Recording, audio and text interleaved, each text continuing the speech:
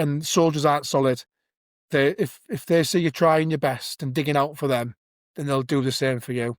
And so no, absolutely not. Do I think we should have done things differently? No, because all we had was a shit hand that we were dealt with.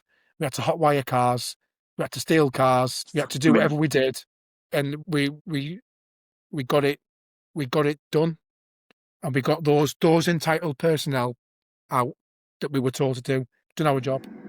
Now then, and welcome back to another epic interview with the Hardest Routine, the Hard Routines media branch, where we interview veterans and remember the stories of those that came before us. On this one, I spoke with Ross Willis, who was a company sergeant major with the Yorkshire Regiment, the Royal Yorkshire Regiment, on theatre reserve in Cyprus in 2021, when his company was called to assist in the evacuation of Kabul, which became known as Op Pitting.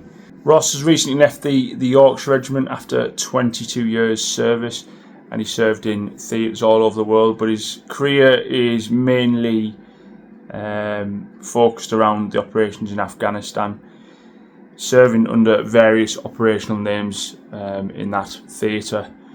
Ross was the last Yorkshire Regiment Sergeant Major to ever stand on Afghanistan soil, hence the title, The Last Sergeant Major.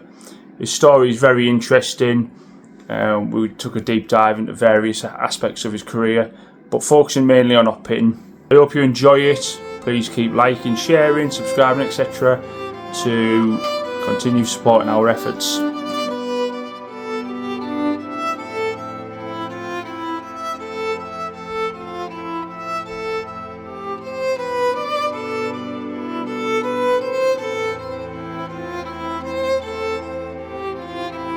Right, mate, nice one. Here we are, we're in.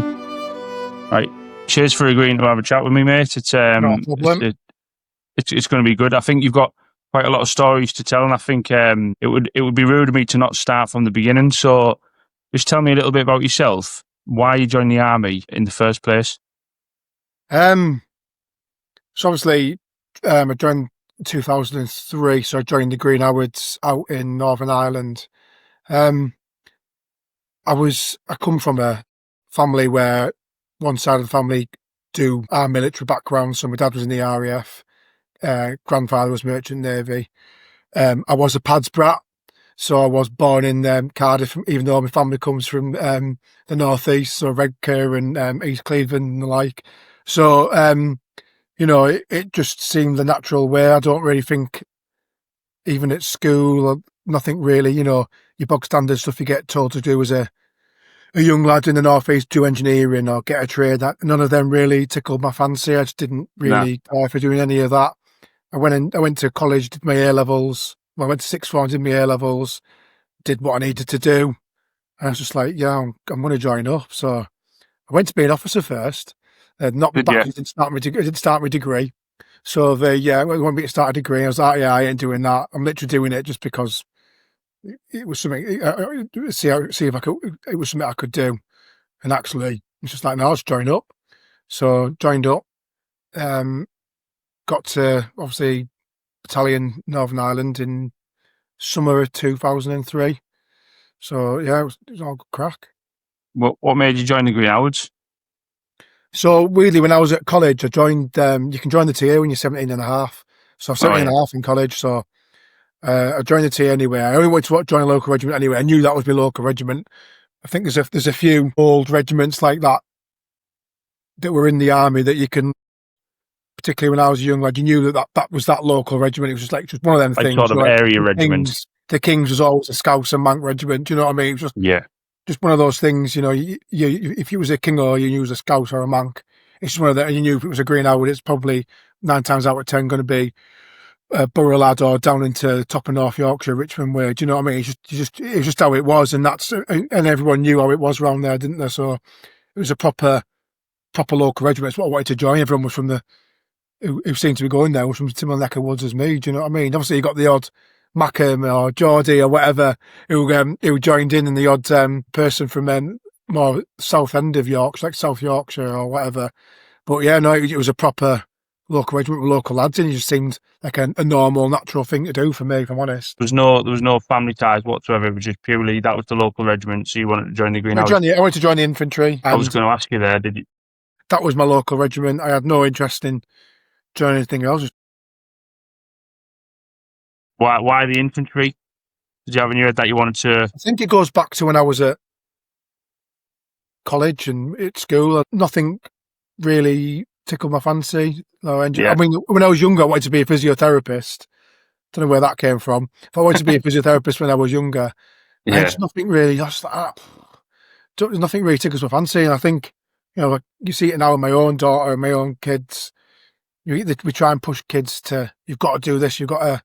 You try and get them. Or let them make their own choices. Yeah, and sometimes you just need to find your feet almost. And I think this way worked for me. I think it was it just seemed right. And weirdly enough, when I first joined the TA, it was literally when the Twin Towers got hit. So it was literally, I think it was that week that the Twin Towers got hit. So I think I tested into the Territorial Army, Stockton Road TA Centre in Middlesbrough. It has my dog's background, but yeah. Stockton Road, it wasn't. Oh no, I'm thinking of Norton Road. I'm thinking of the other one. Yeah, there was one at Norton Road. I mean, there was a few back then. There was one, I think there was one in Newmass, wasn't there, back then as well? Yeah, there was a few. There's not many now, is there? I think there was. There's a few. Northallerton, I think, as well. Yeah, there's not many now. Knocking around. Did the Twin Towers have an impact on you wanting to join the regulars? Nah. You didn't want to. You didn't see all the footage. When I got to the end of my time as a sixth form college, at Egglescliffe Sixth Form College, it was just like, just seemed natural thing to do. There was no because of this or because of that. I just wanted to do it. Yeah. I had no idea you were in the TA. Like, how long did you do that for? Must have been about a year. And that was just while you were in college? Yeah, so joined 17 and a half hours at college. Green Tuesday nights, did my drill session, Green hours. Weekends, every other weekend, doing whatever it was. What would that have classed as then, like, at the time? Would that have been like the 2nd Battalion or the 3rd Battalion or the 4th or something like that? So I think there was only one battalion at the time, wasn't there? It was the Tyne Tees Regiment, so think Stanley Ollis, so the TT. So it was the Tyne Tees Regiment. And obviously within that you would have regions that were affiliated. So the Tyne Tees Regiment was made up off the top of my head. I think the Fusiliers and I think maybe light infantry. That's my puppy going nuts in the background there. And the Tyne Tees Regiment was the Fusiliers and the one of the DLI or light infantry regiments like that, and then obviously the Green Howards. So they're really tied to those. Right, okay. The teams and what was between it. So if you think again, old-fashioned regiments, it's what those regiments were tied to along them rivers and in them areas, so to speak. Did you know you were going to join the regulars, or was that like were you just testing out, or what? I think I always knew I was going to join. I knew I was going to join. It was just something.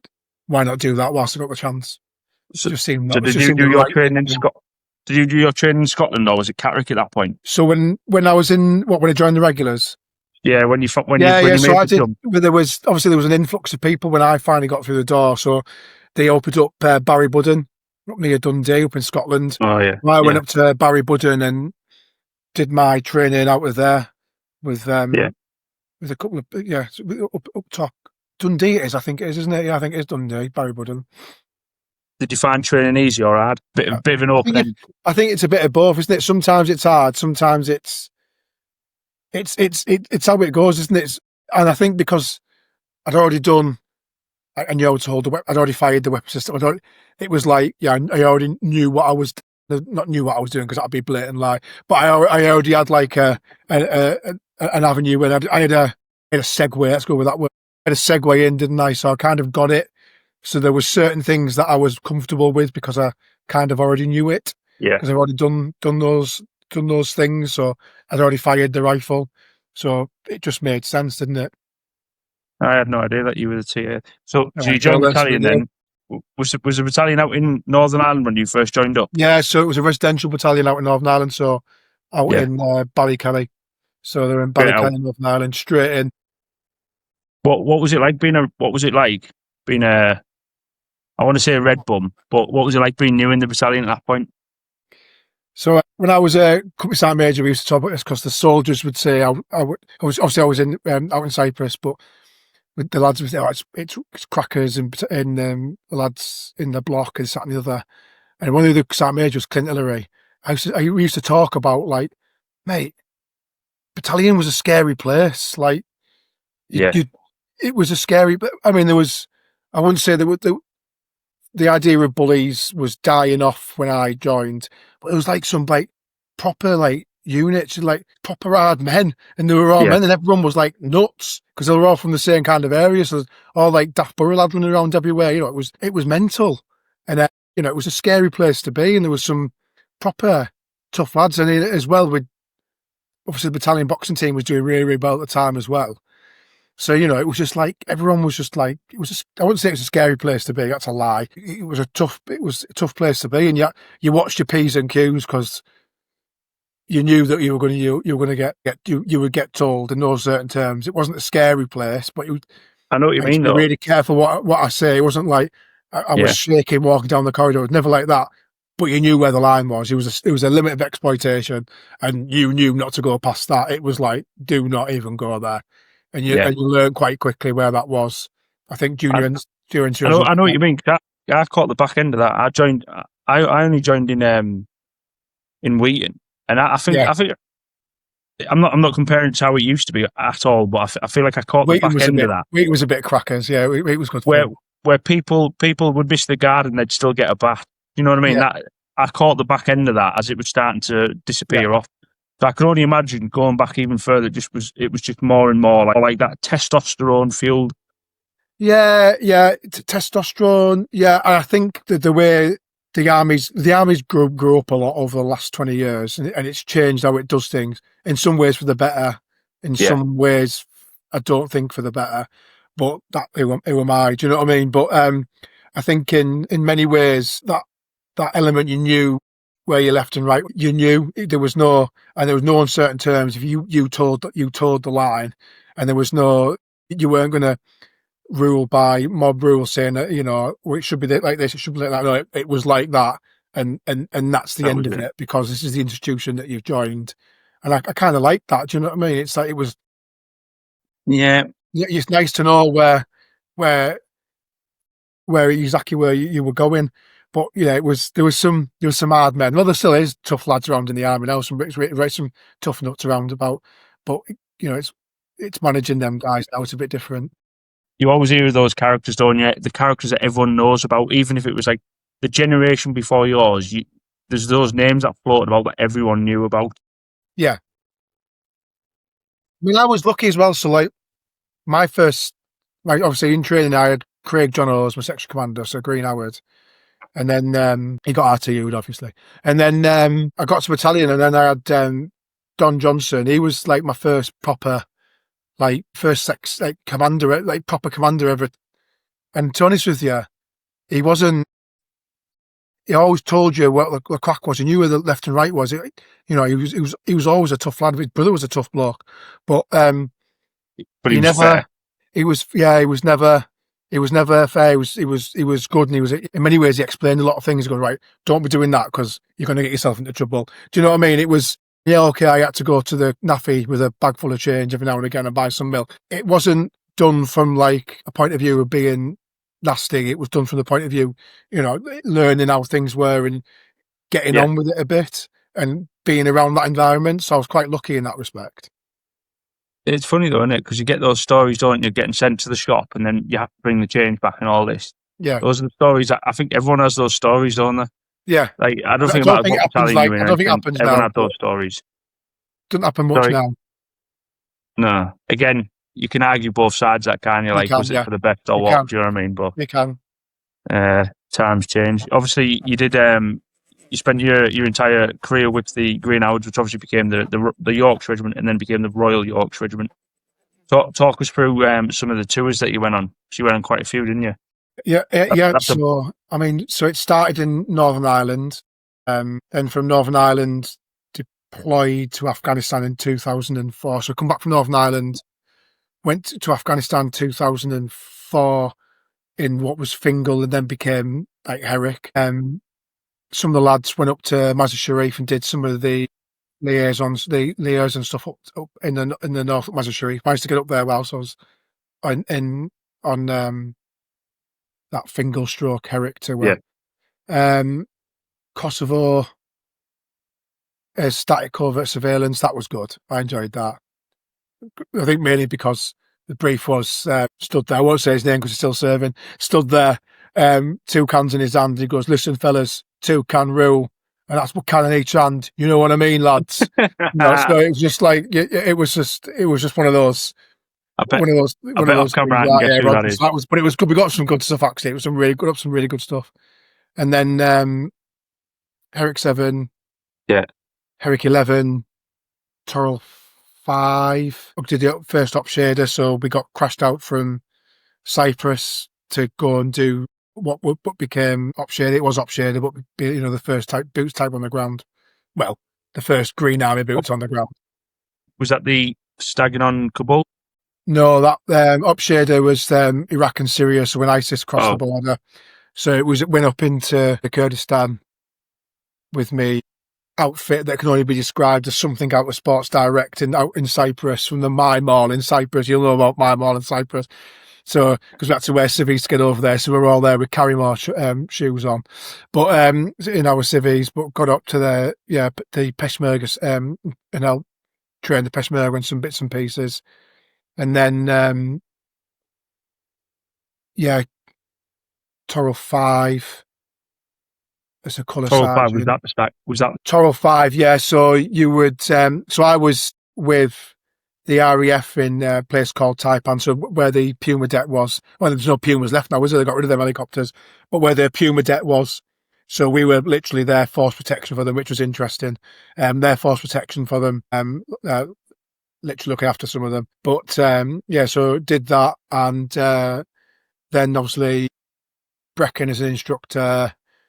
Back from that, a couple of months in Catterick, and then it was off to Cyprus as a company sergeant major, and then it was op pitting, and then it was back from op pitting back to the UK, back to Chester, and then the wind down to me 22 and a half years nipped and out of the army. Yeah, it's a significant amount of time, that, and there's quite a lot of tours. It's quite clearly defined by Afghan as well, though, isn't it? There's a lot of Afghan there. Yeah, I think a lot of, I felt a bit more keen than most, but I think for most of our soldiers who joined around the same time as me, Afghan dominated it. There's no two ways. There's no beating around the bush. A lot of everything we did was always training for, or getting ready for, or whatever it was. Even when we were in Cyprus, you were always on stand. You were on that standby element to go out there, and we were still sending lads out who would go out and do bits and pieces on the ground, so when they come back, they can brief lads up like what's going on the ground and keep that square within the battalion. So that if we did the balloon did go up and we had to go out, we weren't absolute new guys. We knew we kind of understood the issues that were going on over there. Yeah, it definitely defined our generation, Afghan. Like I only served just short of 6 years, and my training was dominated by Afghan. It was all like when I was in Catterick, it was all like, you will go to Afghan. This is what we're doing. We got to Afghan, it was straight into PDT, then it was Herrick 11, and then it was Cyprus shortly afterwards, and then all that was just ready to go to Afghan all the time. We did RSOIs, a couple of RSOI packages, and it was just like... It was relentless, wasn't it? It's all it was. It was just like, for me, it was like 6 years of Afghan. Yeah. So, and you did 22 years, and yours was defined by several different types of Afghan tours there, not just your fighting Herrick tours.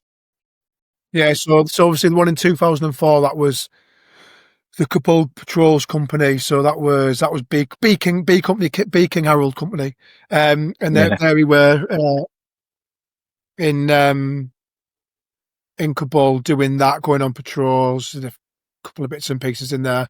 I managed to get up north to Mazar Sharif for a couple of weeks. So yeah, that was that one. Then your Herrick ones.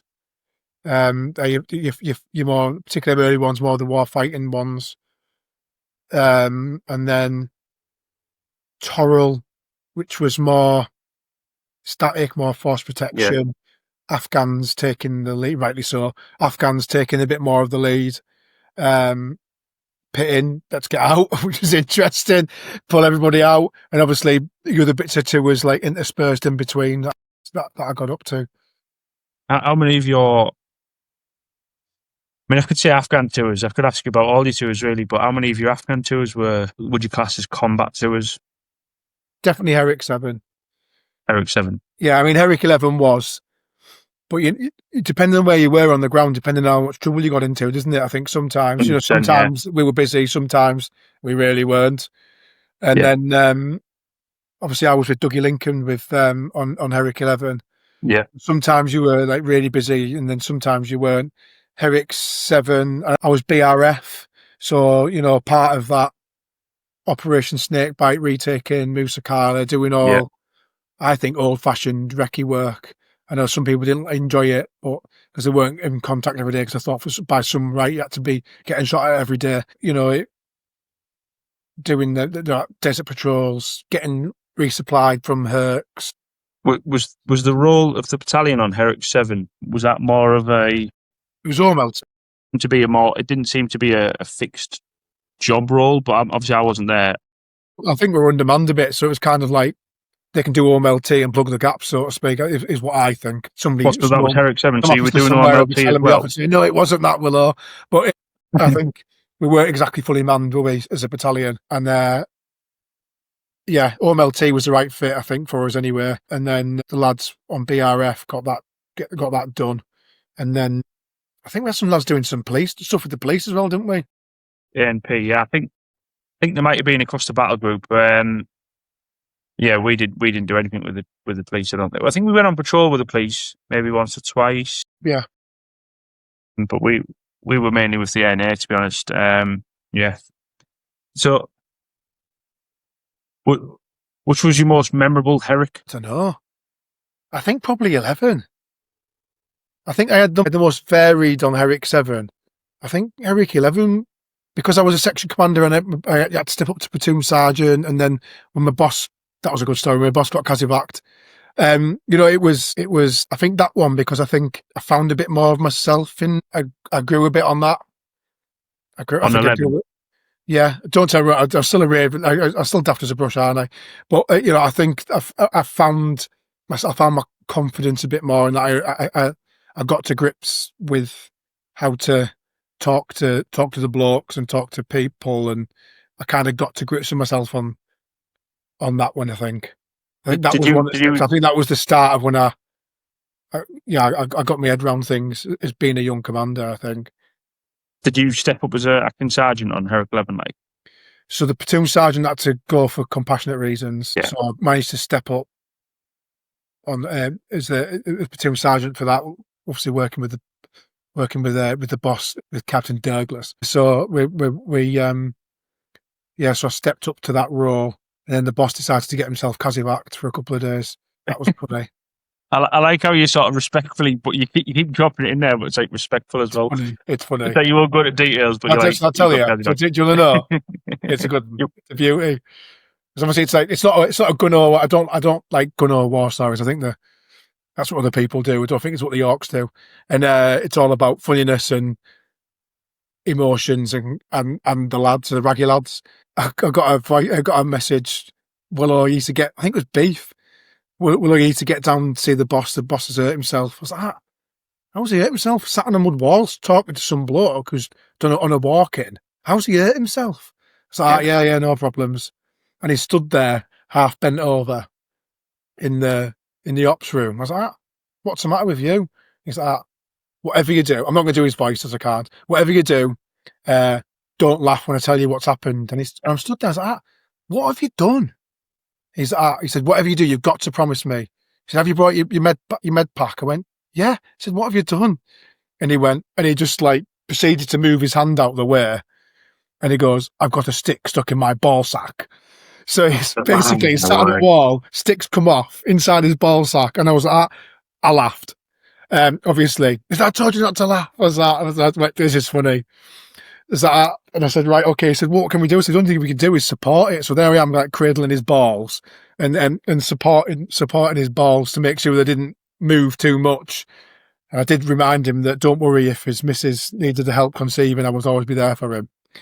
which I didn't find to take the funny side of. I thought it was a bit of light humour. I thought it needed to be said, but yeah. So there it was, this stick just floating around inside his ball sack.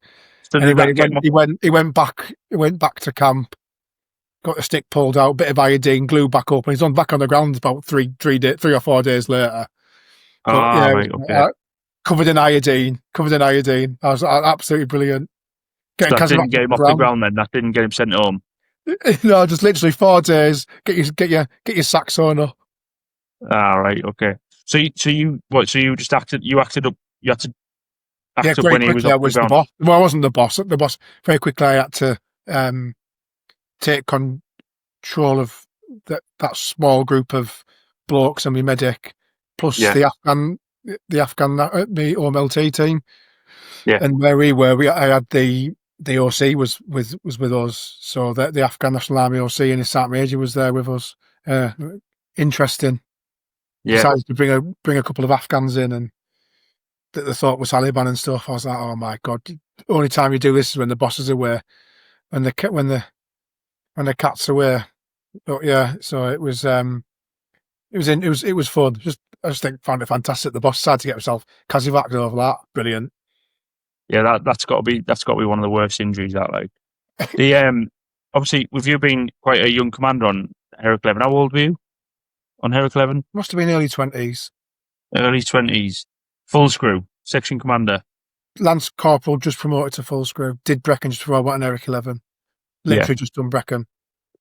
So your team suffered one of the sort of biggest casualties in the battalion, didn't they? For Tommy Lawler. Herrick 11, yeah. Obviously we had quite a few casualties, but the two main casualties that we got were obviously Tommy Lawler and James Rose. Yeah, both double amputees. Yeah. Were you on the ground when Tommy got hit? Yeah, I was on the ground. Yeah, I was front left, so he was forward and left. Yeah. What happened? Lads, one of the young lads, he'd cleared through. We didn't have a threat for what were they called now? Low metal content wasn't in our area, so we could do certain things with our ballon. Anyway, cleared an area, and we were getting dicked, and there was a bit of a murder hole, and Tommy, I was sat behind, probably about 5-10 meters away. He was forward left. I was commanding my bit. The boss was off to the right, so I had my group. He had his band of merry men. I had my lot with the medic, basically in the ditch outside of the compound. We were getting dicked. We were about to get hit, so they were watching the Afghan National Army move in. So we're getting ready to get hit, and then he just went bang. He just went bang, and then he was in the bottom of it. Young lad O'Hara, he had a bit of some shrapnel, but he wore his glasses. He had his glasses on, so he was all right. You could just literally see it round his face. Bit of shrapnel to his face. I got put on my arse, not for the first time, but I got put on my backside, got back up, and then Tommy was in the bottom of it, shouted for the medic to make sure she was ready. Young Sophie Snape, and then I ran in. It was already clear anyway, because the route was clear. You probably should have cleared it again, but I knew it already cleared. I trusted the lad at Tristan O'Hara that he'd cleared the route, so I'd gone in, just grabbed him, pulled him back through to where I was, and then there he was with his 2 little bones sticking out the bottom of his legs. So tourniqueted him up. Sophie did the left hand side, I did the right. Covered it over with as you do all your first aid training. Radial pulse, not rather than one in your carotid. So radial pulse in, make sure we got all that. It's a better indication of what's going on. Yeah. Made sure he kept on looking, not for his legs, to make sure his cock was there. And it told him it was there, picked it up for him and showed him it. It was everything's still in place, mate, don't worry. So, showed him that, he was happy with that. And then we organised Kazivak with the boss, got him Kazivaked off. So we were in Naddy Alley during that, and can't remember who got hit first, whether it was Rosie or Lawler. I remember Rosie got hit in January, and although we weren't directly involved in that was a significant hit to the sort of morale, because everyone knew him in that. Same with Lawler as well. Did you find it hard to continue to be a commander in that position? Do you know that you've taken a significant hit in the team? Did you find it hard to be the one to put a brave face on it and Dougie found it continue really hard. goals after that? Nothing would have stopped me. I'd have kept on going. I had to keep on going. There's no. Yeah. You can't cry over the spilt milk. You've got to keep going. You've got to. But we weren't the only ones in that situation, and everyone else was still delivering what they had to out on the ground, delivering their tactical actions. It was the government who failed us, not the British Army. Interesting, yeah. Dougie struggled, and I think I don't think he'd mind me saying that. I think he struggled on it because Tommy Lawler was his busy mate, and the problem was that Dougie was watching that from the Sanger position because we had to keep people behind to stag on. So Dougie was watching that from a Sanger position and then hearing it over the radio. I can't imagine that being really nice. So getting off the ground, putting my arm around him to make sure he was okay.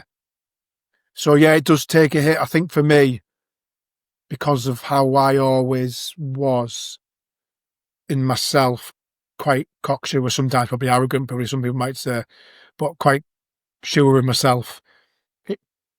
It was, I wouldn't say all eyes on me, but I just knew I can't be like acting out. I had to keep on going, and make it right and make it proper. And so and that's what I did. But yeah, it was a bit tough. It's a bit. Yeah, and then like obviously my good pal George Braun, obviously he'd got pegged through both his legs. And so literally, Tommy Lawler blew up. I think a couple of weeks later, I was going home an R&R anyway. So I think it must have been a few weeks later, I was coming home anyway for R&R. So I came home an R&R, and I was at a Borough v Sunderland game, I think it was. And then I got a phone call that one of the Grengards who was in the battle group, he'd been blown up in a similar position, a similar place, which really wound me up. But I hadn't seen Brawny yet, so I'd seen Tommy, and I messaged Brawny, I was like, where you are? And then I went off to the pub, and he was in the pub, and he looked like bloody jaundice. He was like pale, bright yellow, and there's a few things that had gone on in that. They were seeing all your mates or hearing things going on. Yeah, it was a bit naff. But in a way, I don't know. I think it's hard to explain. You can't. I think if you stop, you're gonna stop, and you're not gonna ever do it. You're not gonna do it ever again. You have to deal with the problem. You can't hide it. You've just got to deal with it. However you deal with things, and you almost can't let it get on top of you. You've just got to deal with the situation. I just remember when we had. Do you remember Bambi, young Bambi? Yeah, Bambi, yeah. He got blew up it was not blew up in January, actually. Maybe not Rosie. Rosie might have got blew up in the November. January 5th. Yeah, that was it. Rosie got it. Yeah, I did, yeah. I just remember, like, I was a young private soldier, me, and like there was a couple of times when I don't remember significantly struggling, but I do remember towards the back end of the tour, just like I was just fucked and drained. And I just couldn't be bothered to be there anymore. But like, look, as I'm older now, and I like the job I do now, I do think about it from a commander's point of view. That must be like one of the hardest jobs. That when the teams took a hit like that, and the bods are starting to fall to bits, keeping it together must be like. Yeah, it was hard. I mean, it was hard for me to watch Dougie go through what he was going through. He wouldn't be the first soldier I've ever put my arms around. Do you know what I mean? I'm not. People make out like everyone who joins the army is that and the other. They're not. We're just normal lads from a normal estate or from a normal house. Stony-eyed killers, aren't we? Obviously. Yeah. They're just normal people who are asked to do something, and to do it to the best ability that they're trained to do. It's a mindset. That's all it is. It's a mindset, and you've got to manage people. At the end of the day, that's all they are. They're just people, and sometimes you just got to deal with it differently. And putting an arm around someone and giving him a cuddle, whatever. Do you know what I mean? It's what you've got to do. You've got to do it, haven't you? There's probably a lot to say for that. It's probably where a lot of the trauma comes from, I reckon, where you're almost having to suppress that grief and that stress and that. I don't think you're suppressing it, aren't you? And then 6 months later, you're back home on the piss, and you're just like, I don't think I'll ever, like, you've always got your stories, haven't you? So I don't think I'll ever deal with it. Is the word deal with it? I don't know. I Probably, don't yeah. know. You've just got. It is what it is, isn't it? It's not. I don't think the word Yeah. is just deal with it, but you've just got you. I understand it. Do you know what I mean? My wife's really good, so if I need to say something, I can tell her things. Do you know what I mean? So it doesn't. I've got that strong presence at I home. suppose you've got to learn to compartmentalize it in some way that makes sense to you, I guess. I don't know. Everyone have their own ways, I guess, but it's a Yeah, quite I mean, a deep topic that. I don't really talk about it unless somebody asks me, like you've Yeah. asked me. I'll talk about it. Yeah, I know. I think it's not that I'm hiding it. He's not hiding from it. It's just that I don't need to talk about it. It's just like whatever. Do you know what I mean? It's just like I don't need to talk about these things. I think sometimes just constantly going over it. You're like, what could I have done? There's tons of things you could have done better. Tons of things you could have done differently, but you haven't. Yeah. And that's the end of it. It's how it is, isn't it? Life goes on. Life is how it is. Yeah. I do think as well that there's probably something to be said for how you frame it. Maybe like I think I don't want to sort of negate it, if you will. But I think some people can convince themselves that their head's fucked with it. Do you know what I mean? Yeah, I think a lot of people thought a lot, didn't they? Yeah. I know some lads who are goose with PTSD. Do you know what I mean? It's not nice. Yeah. That's what I mean. Like Like, you can't completely negate it, can you? But you No. know what I mean? Yeah. Well, on a positive note, though, George Bourne, did you see the video when he got shot in the legs? Yeah, I did. Yeah, He took it like a champ, didn't he? Yeah, I think he was just pissed off. Like he took it. Yeah. Well, then he rolled onto an IED, didn't he? Because he went out the lane, didn't he? But yeah, so that would have been interesting for him. That was a good video. That did its rounds, and everyone was like, "Yeah, he took that like a champ, actually." And he didn't even know he was being filmed as well. So obviously, post Herrick 11, obviously we went to Cyprus then, didn't we? And I think at that point, did you go off to ITC? I went to ITC as a full screw for a couple of years. Yeah. Yeah. And how did you find that after? I liked ITC. I know things are a bit different now, but I'd enjoyed it. I did. I enjoyed it. Did you? I think every time you go, nothing's perfect, is it? But I think on the whole, I enjoyed it. And again, I had some good platoon sergeants who I wouldn't say looked after. Well, they did look after me because I was a platoon sergeant. But some good platoon sergeants who showed me a bit more about myself and how to deal with certain situations. So I had Dale Winnie. So I mean, there's another good top bloke, top soldier. Somebody I respect.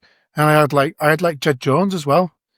Oh, so nice, yeah. So I had like two good people to have as a platoon sergeant when you're a full screw. I mean, I couldn't have asked for better.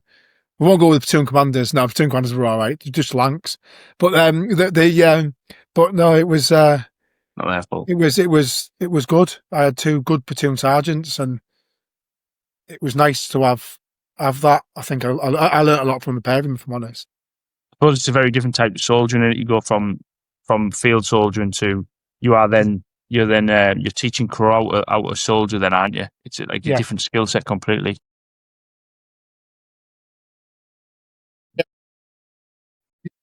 As a company sergeant major, then you deployed on Op Pitting, which was obviously the evacuation of Kabul, which at the time it may not have seemed that way, but obviously it was an international crisis at the time, wasn't it? And it's one that'll probably go down in history as well, for what happened there. Yeah.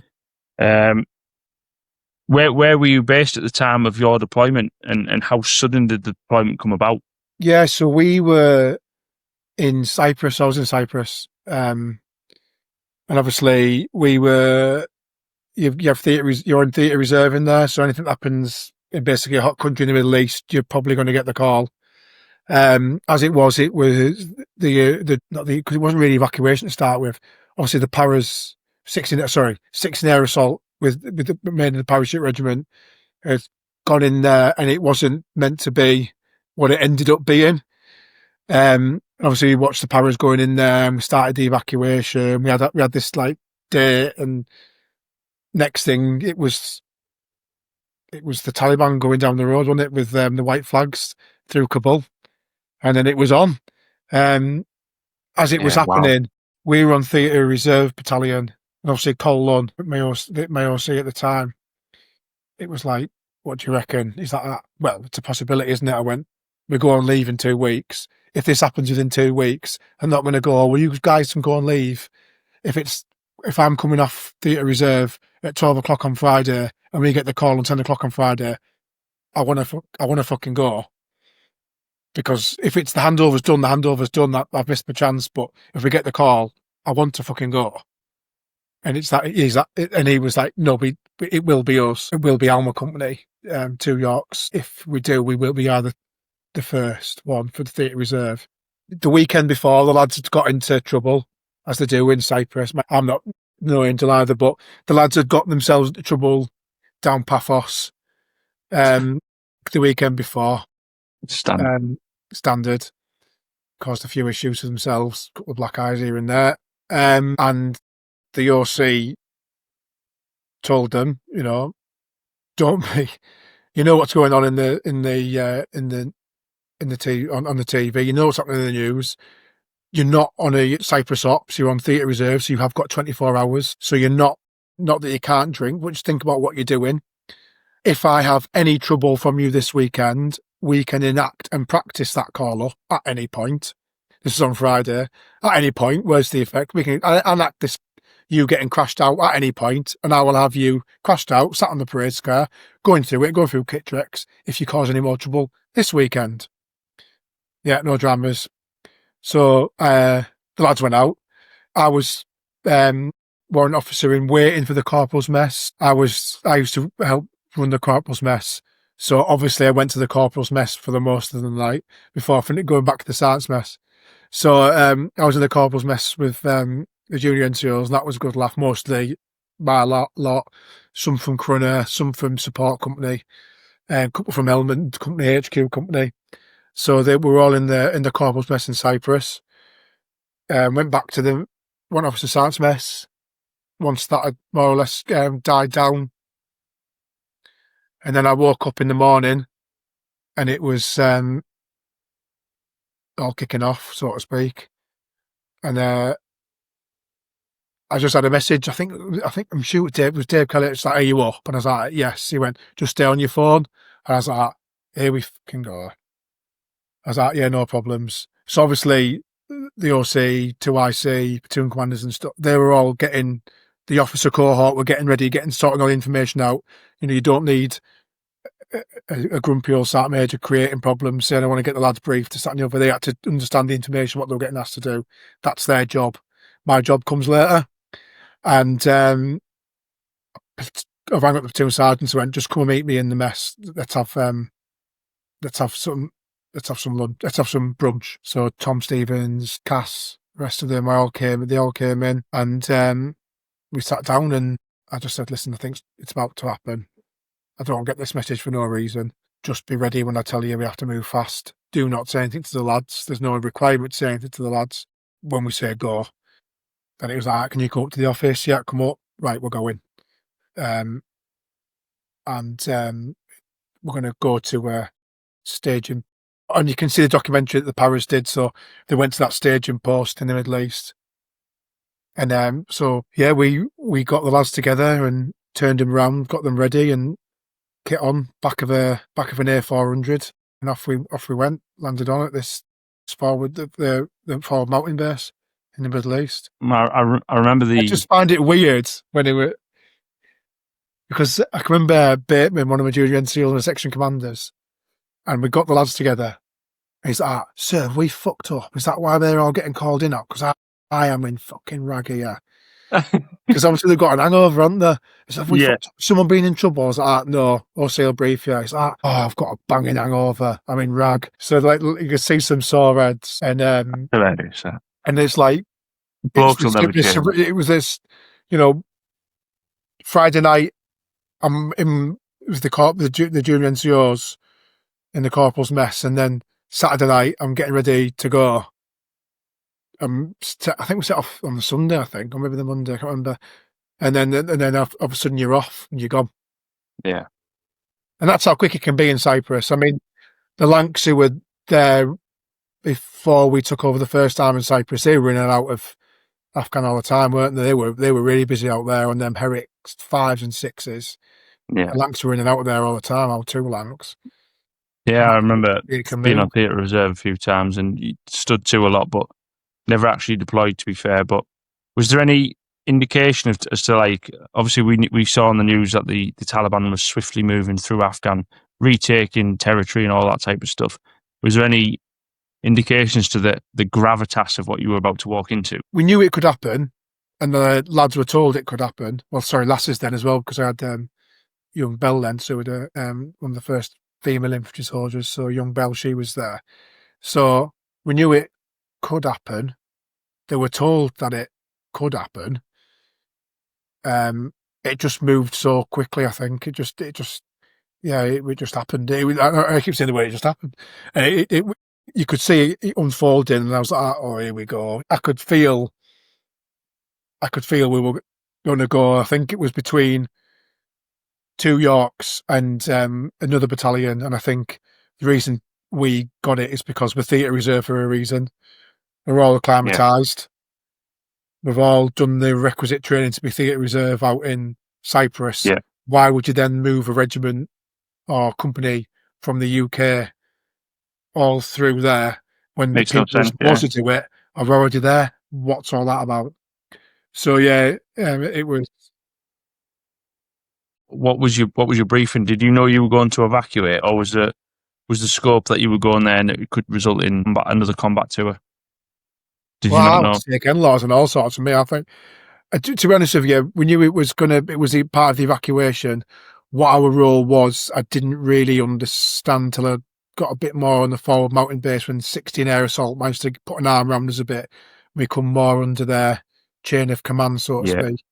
So you were literally theatre reserve. We were theatre reserve, go there. And obviously, as theatre reserve, you've got a lot of assets. So, you've got a lot of kit and equipment.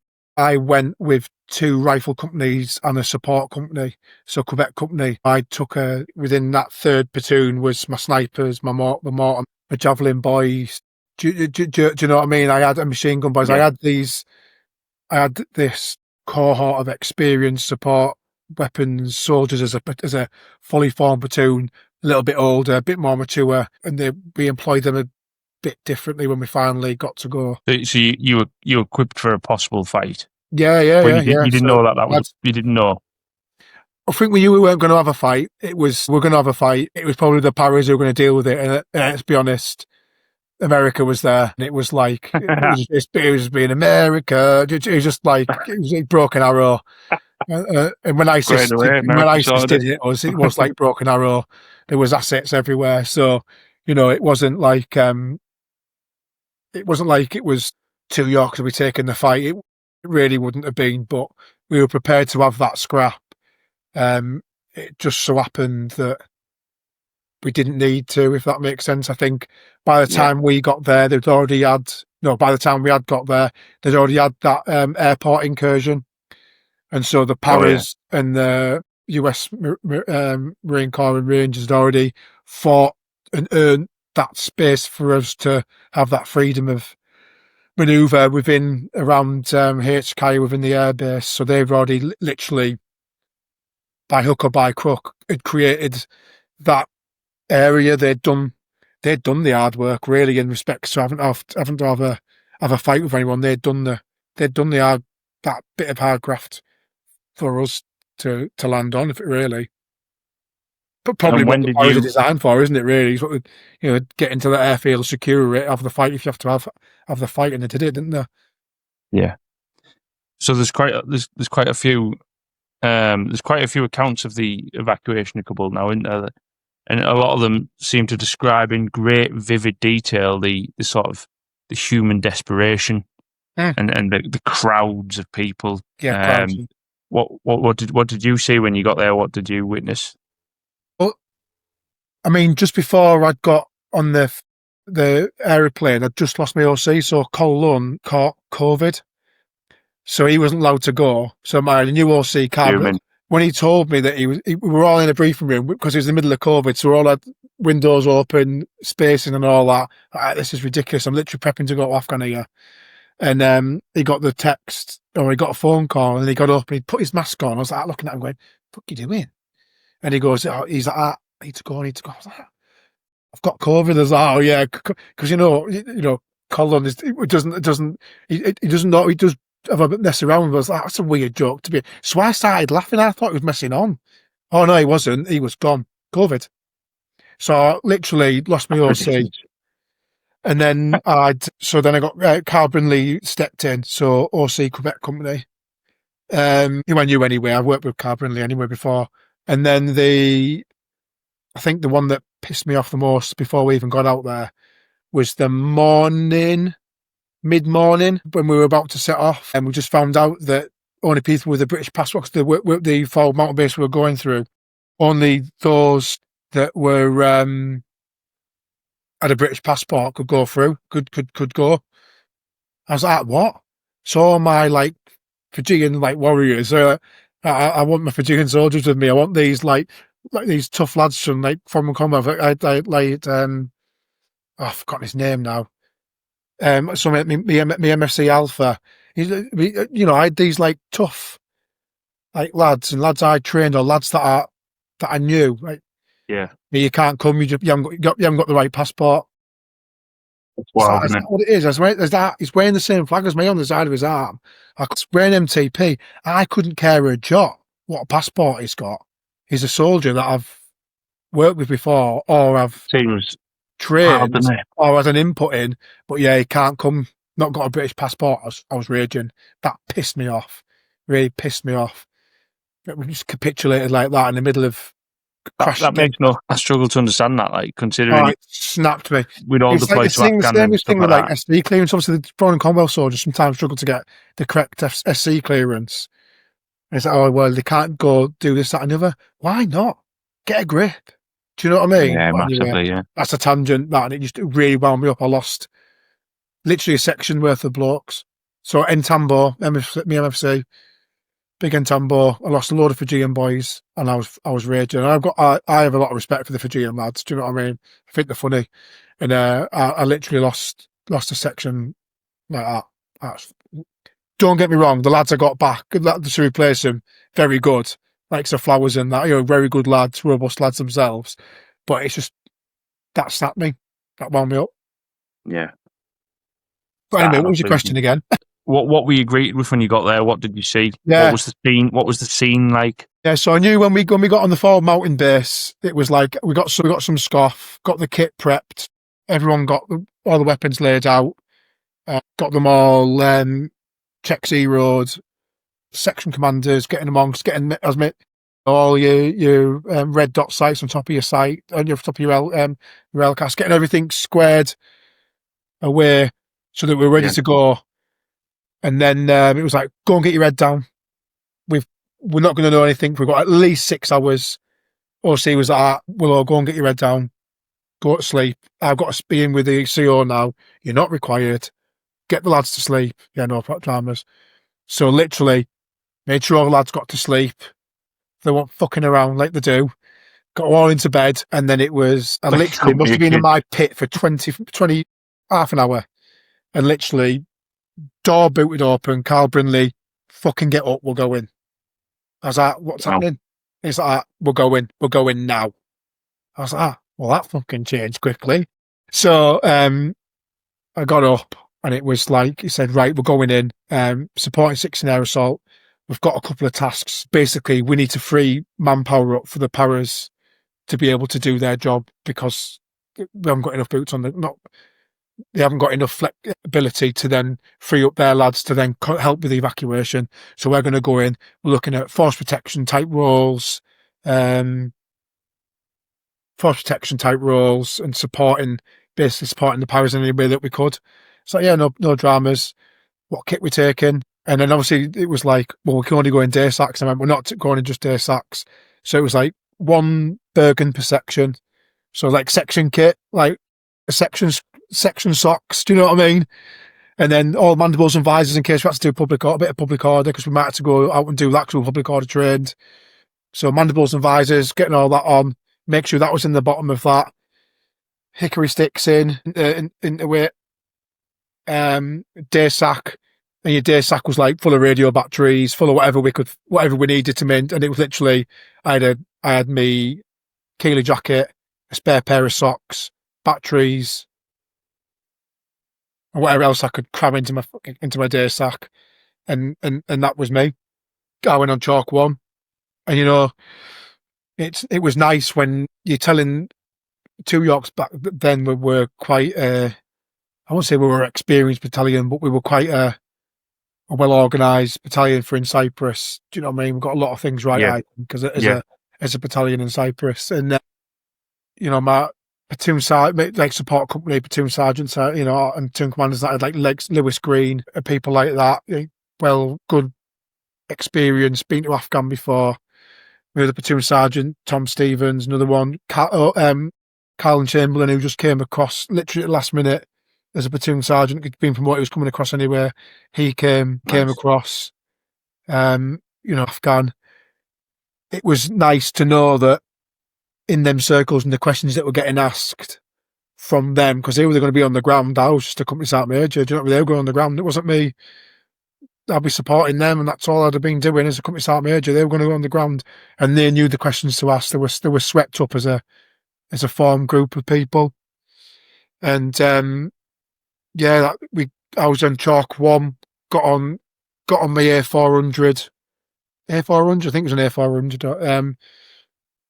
On my view C-130, but flew out, landed on in the pitch black.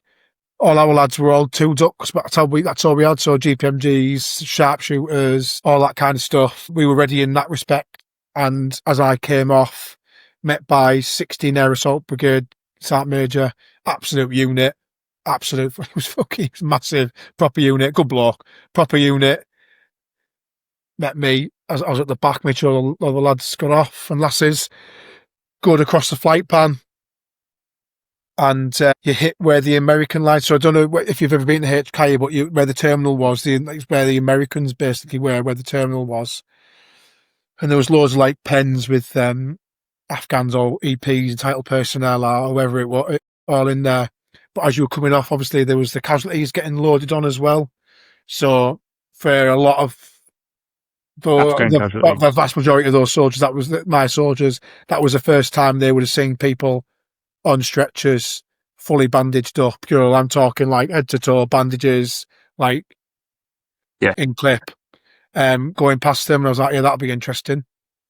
Were they Afghan soldiers? Afghan civilians, from what I could see, like mummies, to be honest with you. But that was their first, probably ever seen anything like that. And you came past the American call signs, and there was just fucking gash everywhere, kids crying everywhere, people who were, in many respects, vast majority of them were running from the Taliban. It scared people, and it wasn't nice, and it was hard to. I said to the lads before we got on the thing, don't go in there thinking you this, that, and the other, and you come in like to save the day, because you're not, because the paras and that have been there for a lot longer. They've had to fucking scrap to get that bit for us to get in. I went, don't be going in there thinking you're something you're not. Be a bit of humility. I said, them boys will be tired. And I went, so don't be going in there thinking you're something you're not. I went, because I can't be ourselves in the discussion. I went, you need to have a bit of humility and understand that they've been at it. And thankfully, I think that helped when I got them into Camp Fortune. So Camp Fortune was where the logistics hub of the UK forces were. The reason why it was called Camp Fortune is when we were on Toril 5, I think it was. Yeah, Toril 5, we moved the logistics hub to that location, and we nicknamed it Fortune Favours the Brave. So it became Camp Fortune. So, I walked into Camp Fortune. I knew the history behind it. So there's Camp Fortune. That was What a crazy way to Yorkshire go full Regiment. circle. So, yeah. So Steve Tickle was the QM at the time. Shoot, Steve Tickle. Anyway, it was called Camp Fortune, and that was where we got into. And obviously, where Camp Fortune was, Bun Line, Picket, and then obviously other sides where the Turks were. And obviously, the Turks were holding the outer cordon on that side. Straight, got the lads briefed straight into a Sanger, and there were certain locations we had to stag on, and to provide and maintain force protection on that side. But what we planned to do changed in the air. So we did, and we were told we were doing force protection. By the time I was wheels down in Kabul, it had already changed. It had already changed what we were doing. We ended up doing a bit of force protection for those lads, but it changed in the air. That's how I call it. The plan changed in the air. So it became basically ad hoc, however you were needed on that area, supporting how you could 16 air assault. Yeah. So, go on. So straight into the ops room. Dave Kelly, company to he's actually a good company to IC. Actually, I might have given company to ICs a hard time over the years, but he was a good one. He straight in there, set up what we needed to set up, linked into where we needed to link up, and then there was this in the where 16 Air Assault, where they had all their battle captains and the like, all in there, and the 16 Air Assault Brigade met the brigade commander and all that kind of stuff. And it was just like, yeah, plans changed. You're going to help start moving the entitled personnel from the embassy building. What was it, an embassy building? I can't remember now. It was. But through there, through Abbey Gate, round the arse end of Kaya, and in to be processed. And then it was like, as the lads started coming, the second chalk came in, obviously we started slowly taking on those roles, which released the paras and whoever it was part of 16 Air Assault to go and help with the EPs and get them processed up to the top end. So that was it literally from force protection to a bit of force protection to where we're going to get some vehicles. We didn't have any vehicles. We're going to get some vehicles and start moving the EPs, and we had to start like creating this like fleet, and we ended up taking over. It was called Tom Stevens and Charlie Teal was the two in commander. They ended up taking over Casa Italia is what it was called, and that was where the UK element was, and they started setting up that to start getting. I don't know if you watched the documentary with Diane, the RAF police. Yeah. Or C.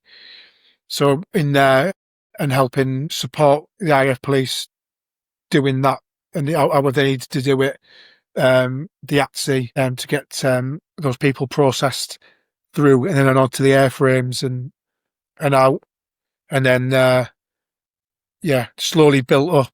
In the end, we had a very good vehicle fleet of vehicles. That's because we robbed everything that we could find and fixed anything that we could fix. And there's a lot to be said for where we recruit our soldiers from, and we have this perfect. I was just going to say, could you put that down your recruitment soldiers who've never been into trouble before, and this, that, and the other. If they've got the ADHD, I probably want them in the infantry, if I'm honest. But these, I won't say reprobates because they're not reprobates, but these lads who have got a bit about them, had a bit of a different. They've had a history, haven't they? Yeah, they've got something behind them. Do you know what I mean? They're not, and off they went onto the American MT square, getting vehicles that the Americans couldn't get to work. Whatever we could hotwire, whatever wasn't nailed down, we need them vehicles. And the lads got them. Because when I was like, we need vehicles, I said to Clark was with CQ, we need to get vehicles. I said, the Americans are going to give us a bus, I think, but we've got to give it back. We need vehicles. He's like, how are we getting them? And I looked at him, I said, we need vehicles, mate. And he's like, don't worry about it. And it was just a case of, because obviously he was going to resource whatever I needed to as my CQ. And he just got people together and organised raiding parties. There's some good stories. Organised raiding parties, and we got our vehicles, and That's unbelievable, isn't it? Yeah, it wasn't. And when I was saying to the OC, I said, I'm going to ask you a stupid question here, and it was a stupid question, but I had to ask it. Some of our lads I'm going to ask to drive haven't got driving licences. Some of our lads who I'm going to ask to drive aren't qualified in any of these vehicles. I don't give a shit. Do you? He said, I will ask the question. He said, I don't know where we stand with it. Where's the risk appetite with it? I don't know. He's like, I'll ask the question. He's like, he came back, yeah, as you thought. Give him an FMT, give him a whiz round, make sure they know how to drive. They're fucking driving. And that's how it was. That's what we did.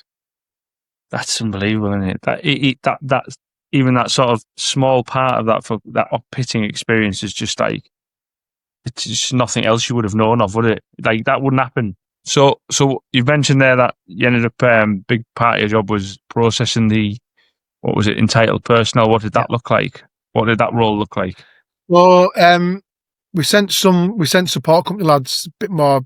One of our lads, he was half Tunisian, I think it was. So he was quite good with the lingo. So he went up with the support company. The support platoon ended up going up there and started helping out with the processing where the paras were. So they were up there, and I mean, I'm not. It's their.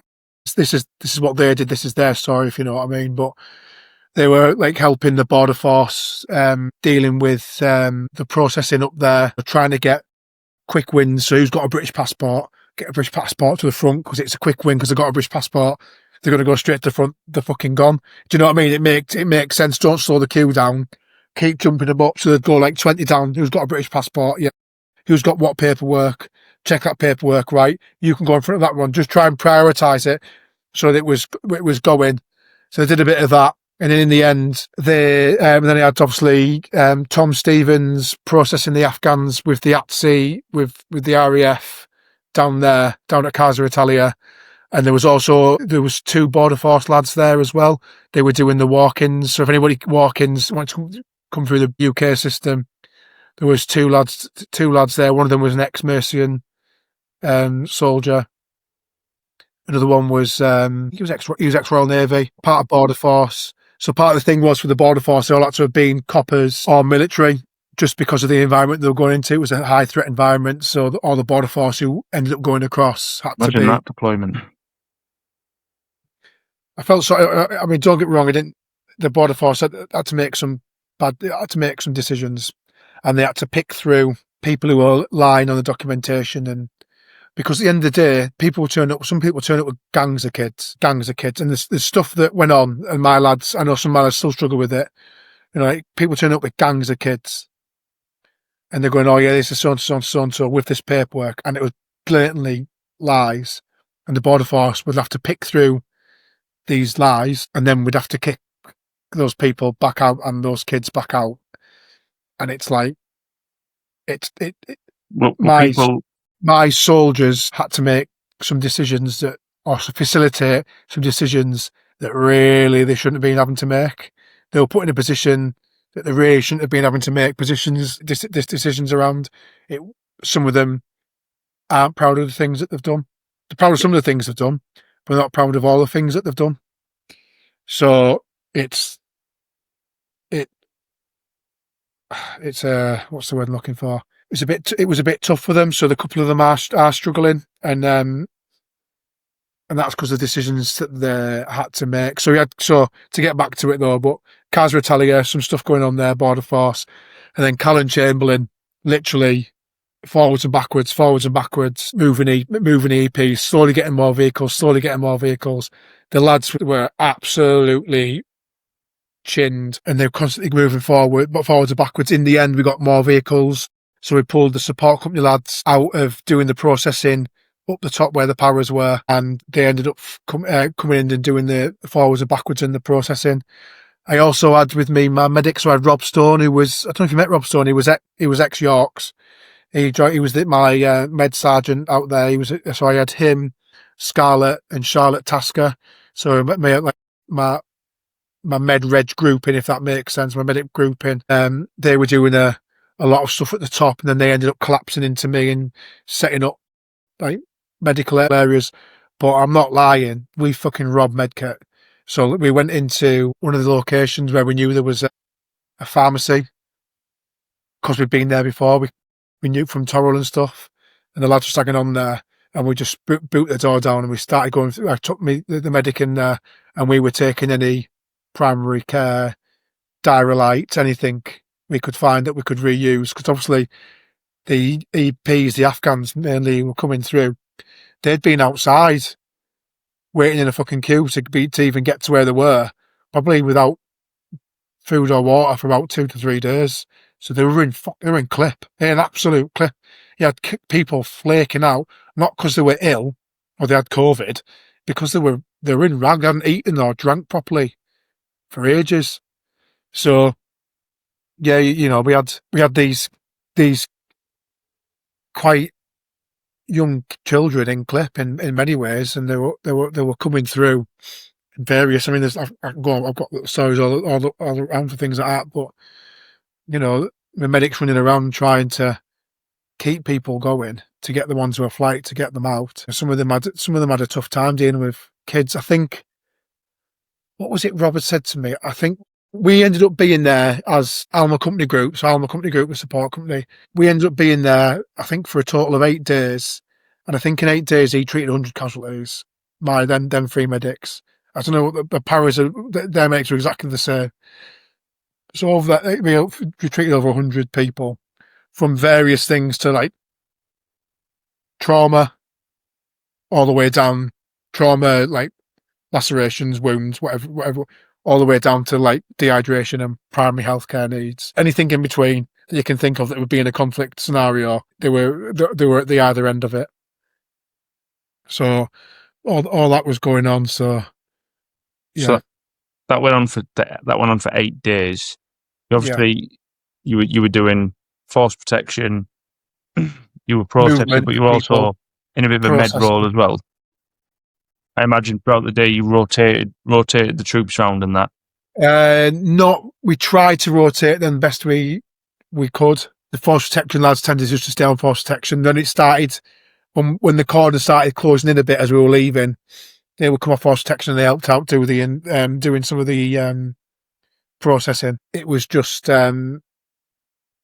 you couldn't really move people off. We'd had to keep on going. Do you know what I mean? So we try to stand people down. So they tried to get a rotation going within the platoons, or they try and stand a couple of lads down and get the rotation down. But I can only speak for myself. I didn't sleep much for that 8 hours. Fuck, I didn't sleep much for that 8 days. Not hardly anything I had to do. I used to do a couple hours around 3ish. I used to sleep at Casa Italia where Tom Stevens was. I used to go in there and just like, make sure you wake me up before first light. Can you make sure somebody wakes me up before first light? So somebody would always kick me up and have a couple of hours, normally about 3:30, 4ish, have a couple of hours then, and I'd always be at the other location by the end of the day. And in that afternoon, I'd just get my head down for an hour and just say, give me an hour's head down. And I literally lived like that. And the lads lived the same. And if I needed to jump in to give the lads an extra bit of rest, and if I had to drive a vehicle, then I had to drive a vehicle. Rank isn't a privilege, it's a responsibility. So if the lads needed me to do a driving task for them, then I did a driving task for them because I needed my blokes to be okay. It didn't really matter about me. That's the reality. How did that start looking? Because that's quite high pressure, that. Lots of people going down both sides of the fence, people probably getting more desperate, more tired, more stressed. How did that start looking after the 8 days when things were starting to unwind and maybe the desperation was building and bods were knackered? Yeah, I think towards the end it was getting desperate towards the end. Then ISIS K hit that. Then the atmospherics changed quickly. Was that the suicide? Yeah, that was a suicide bomber. Yeah, to be honest with you, and I think the lads will probably agree with me. It was all stick. I just stick them. I just like, you're working, work. We've got our date now. You knew when you were leaving. We knew when we were leaving. Maybe it was left or right couple of days, but we knew when we were leaving because we told the Taliban when we were leaving. Thanks, Donald Trump. But we told the Taliban when we were leaving, and Biden went through with it, didn't they? But we knew when we kind of like knew when we were leaving. So what's the point I'm trying to get at here? It's we had an end state. But it was stick. We've got to get as many people. People. When the gates got closed at the top of Abbey Gate, there were people with British passports left behind. Now, some people, there'll be somebody on Facebook somewhere be like, yeah, but there'll be this, that, and the other. Probably vote for reform, don't they? But there'll be this, that, and the other. But it's like, they had British passports, and I don't know anything about their history or anything like that. some of them people who were left behind and them gates were closed had British passports. Fact.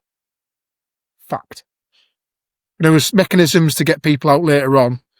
That was a thing. I suppose outside of the take away the politics and the sort of current climate in the UK and that, you could some of the that wouldn't have been a part of your decision making then, would it? You would have been looking at children, women, people with injuries, people claiming to be British nationals. You would have just been looking what was factually. Everyone we brought out was entitled personnel. So when they got brought out, they were entitled personnel. They were EPs. They were entitled because they were on the list.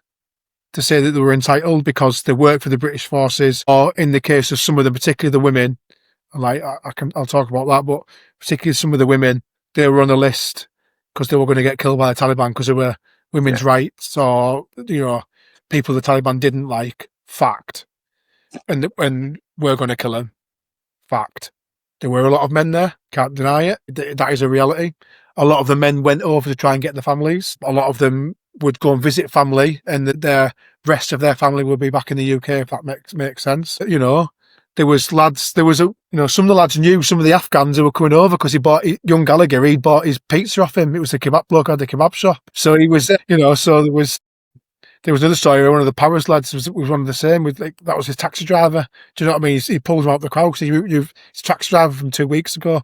There was that human element towards it. I just knew they were entitled personnel and they needed to come out, and seeing the look on some of their faces, the stuff they had to get through just to get to where I was, I wouldn't wish that on anyone.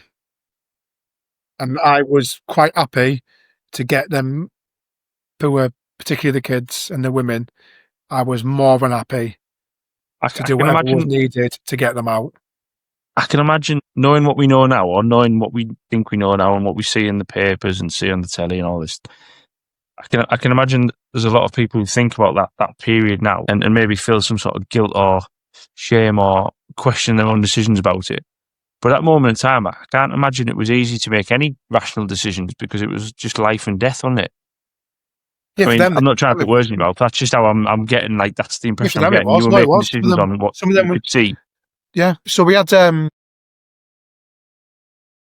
won't say her name because I don't know if I should or I can. She was a reporter, TV presenter, sorry, and she turned up. She was walking, and the Americans brought her. So American newspaper brought her around to me where I was. At Casa Italia, there was two of them. One was a human rights activist, women's rights activist. The other one was a TV presenter. And I didn't have the list of who was who for who the Taliban wanted to, who we need to get hold of these people and get them out because Taliban are going to kill them. Anyway, these two women walked around the corner, escorted by this American officer. They went, they want to come to the UK. I went, right, that's fine. I'll process them in the morning. If there's any issues, I'll let you know. And they were like, he knew that they were on this list. I didn't know. We'll process them in the morning. We'll start out in the morning. If there's any issues, we'll give them back to you. Will you be able to deal with them? And they're like, yeah, we'll 100% take them. He said, but I guarantee you now you'll be taking them. I went, yeah, that's fine. Border Force came out, spoke to him, said, you need to speak. I had these two lasses here all night. They were walk-ins brought in by the Americans when I come back to the UK. He took the details and he came back and went, yeah, that one there, the TV presenter there, she's on the top 10 list. And then when I spoke to her, Taliban had burnt her out of the house and told her to leave, or she was going to kill him. They were going to kill her. You can't even imagine sort of like that. She was like, boom, straight faced.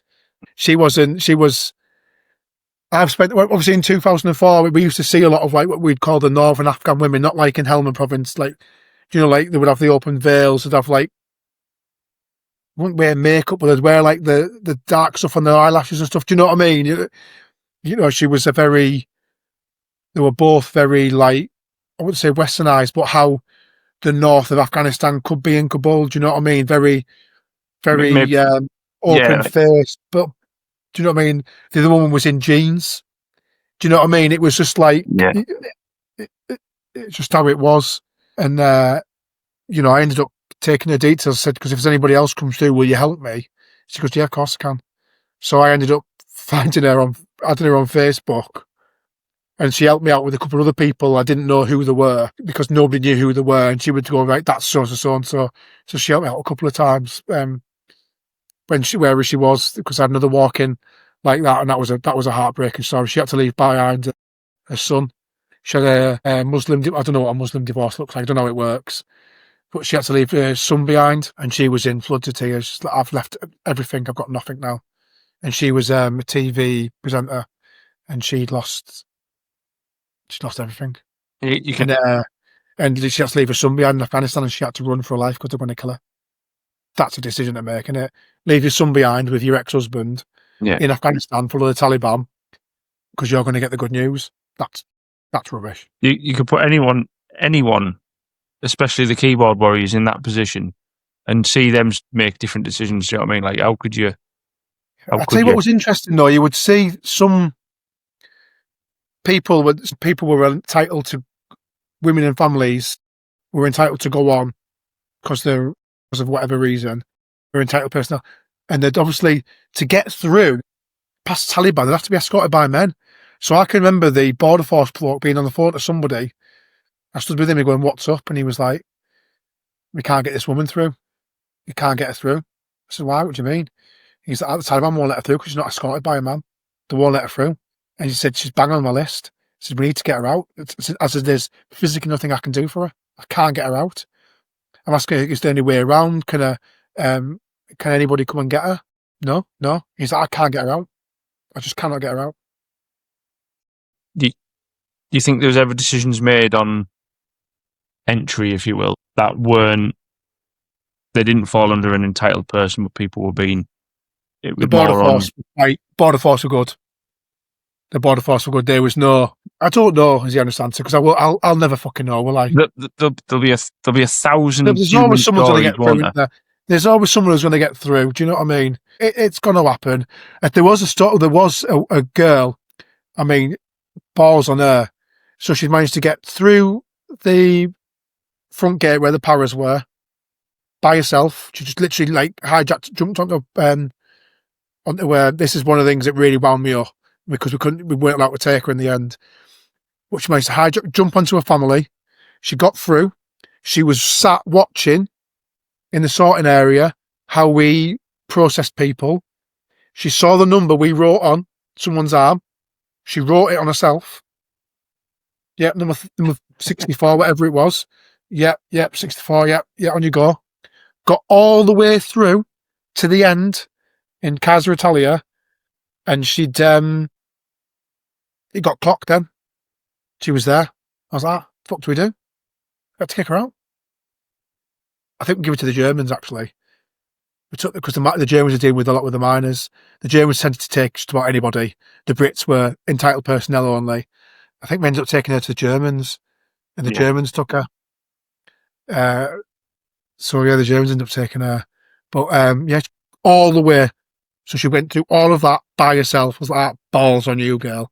Maybe. Balls on you. I know. I was like, wow, the balls on her. That's someone who's That's a clever girl. That's what desperation does, I suppose. Yeah, I could never seek to imagine how mad that situation must have got, especially after 8 days of sleep deprivation. And you've got bodies on both sides of the fence that are just you've got the bodies on one, you've got the soldiers on one side who are probably getting more and more tired, more and more stressed, and then you've got the bodies on the other side, they're getting more and more desperate, but they're also more and more tired, and people are going down. I can't even imagine what it must have been like. I know there's a lot of stories of the British communicating with the Taliban. Did you have any part in any of that, or did you manage to? We saw it happen. Not manage, but did you speak with the Taliban at all? So that the paras tended to deal with, if they had to deal with the Taliban, they would like, need to push the crowd back, and the Taliban would push the crowd back, and there was bits of that going on. We were not, obviously in their days we were there. The Taliban weren't interested in annoying us because they knew that we were leaving. So why poke the bear? And they were told, don't poke the bear, because broken arrows come in if it comes, and we will literally level the place. So, you know, the unwritten rule was don't poke the bear because America will come. And that's the reality of it. So that's how it was. It's very interesting. Imagine blokes who'd done Herrick, and then you communicate. I found it weird. So we got a woman through, and it was in Clip. So Rob Stone, the medic, took her to the hospital, got her sorted out in the hospital. Rob Stone come back, was dealing with some stuff, then went back to pick her up, and the woman had walked out the hospital with a kid, baby in arms. Her husband was in where we were processing them at Camp Hart. When we started to shrink things down, we're in this place called Camp Hart that we were staggering on. She'd walked out, so Rob's like, she's fucking gone. She's gone. I don't know where the fuck she is. I went, Rob, don't. I said, there's a hole in the wall there. I went, they just blocked it up. The Taliban are right outside it. I said, they're blocking it up now with there were some A&A soldiers there who weren't going to capitulate. They were like, nah, we're going up north. They had Hiluxes armed to the teeth with the family inside. They were going for a scrap. As soon as we left, they were having a fight. They had the fucking wives in the back of the Hiluxes. It's wild. So they was banging on this bit, and I was like, well, is she out here? And I was speaking to the A&A, best we could do it, and it was like, she's not there. Where the fuck? Like, where is she? So we then went back to the hospital, and then there was this, and I'll never forget it because I felt so sorry for this US Army nurse, and this woman then walked around the corner in floods of tears, and then this US Army nurse got hold of her. And this woman was like, oh my God, I thought I'd been left behind. Like, they had good English, like, in fits of tears. And this US Army nurse was just crying. She started to cry. And there was an Afghan woman, baby now, crying. They thought we'd left her. She was in a blind panic. And that's why she walked out of the hospital. And her husband in the blind. But the drama was, we had to find her because the husband was going to go. And he had all the documentation. He's like, well, you have to leave. He said, I'm not leaving my wife. I said, mate, there's like literally only a couple more flights left. You have to go. He's like, I'm not fucking going without my wife. So it was like, we need to find this woman. So yeah, it was. I remember doing that with Rob Stone. I was just like, I looked at Rob and I was like, wow, that was lucky. I bet there's 1,000, probably more. I bet there's 1,000 stories like that. Human stories buried amongst those. To be honest with you, I could put different lads in front of you and they'd all have similar stories like that. Yeah. I mean, another one that I ended up being involved with, I don't want to make it like stories, but this would be a bit about emotion when things can go wrong. When ISIS-K hit, the paras grabbed in their side of the explosion if that makes sense. So they started pulling people in who were going to get processed anyway. So they started pulling them in. And then they found the way around to us at Camp Hart when the paras started moving back through the assembly area and back through to where they were billeting before they pushed off. It was in Sky News, but the Bash Bebeck, I still remember her name. Her family, her granddad had all the documentation. He got killed. So when the suicide bomb went bang, the paras on the right thing, grabbed their side in. Granddad died. Outside was her younger brothers, 3 of them maybe. They were okay, but I think Granddad had died. Younger brother was in hospital, another one was there with him, or something like that, whatever the family dynamic was. And all there was her. And then she's got when they got to us, by that time, because obviously the paras had started to collapse back through into the centre, because they were closing down that top area. We had a holding pen of people who were kicking back out. So every now and again, we like run a shuttle bus and kick people who weren't entitled out. And then I was by chance walking through, checking the positions, because where Camp Hart was, I had loads of positions out, sniper OP up on the top. We had people out, and I could just see there was what are the engineers who were attached to 6 Air Assault? Can't remember the name. Whatever squadron it is, whatever regiment it is, it's the engineer basically who are part of 6 Air Assault. Yeah, I know what you mean. He was he's like, I'm not talking to you. She was trying to hand him this phone. I went, are you all right, mate? He's like, she's trying to give me a phone. I ain't thinking to a phone. I went, no, you do right, mate. I completely get it.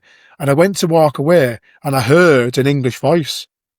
I was like, fuck's that? I said, give me that phone. I went, hello? It was the ops room. Who was that? I went, Sam Major Willis. Who is it? And they went, thank fuck for that. Thank fuck for that. Whatever you do, whatever Border Force say, whatever you do not kick that girl outside the camp. Basically, what I just explained, the granddad, the dance, that, the other. Do not kick her out of that camp. Do you understand me? She'd rang her brother in the UK up to say they're going to kick me out. And now if that mechanism worked, it got to us. Pure luck. And it's like, do not kick her out. Do not do whatever. I don't care what Border Force say. We'll do whatever you need to do. I was like, yeah, no dramas. I was like, with me. Went round and I found one of the softer Border Force people who I could have a bit more of a chat with. I'd already fell out with the deputy ambassador out there, but I told it to fuck off. But so I took one of the Border Force people who was had a bit more rapport with.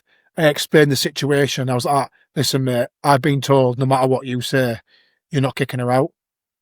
And he's like, he goes, well, the military have the primacy. I went, yeah, I know, but I'm telling you now, the story will untie itself, but this girl can't leave.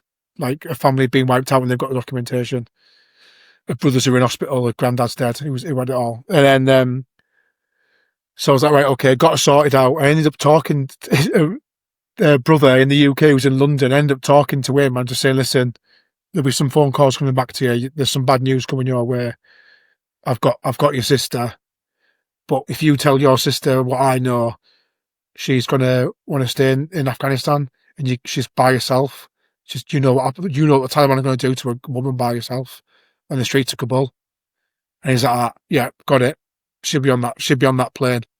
So we got through, and then she was away. Family looked after her in the end, so she'll be back in London probably. What did so when it all started closing in, and the British troops started to pull away, what does that look like? The collapsing, if you will. Yeah, so the US Army Rangers were going to take over our location. They came and had a good look around where we were, happy what we'd done.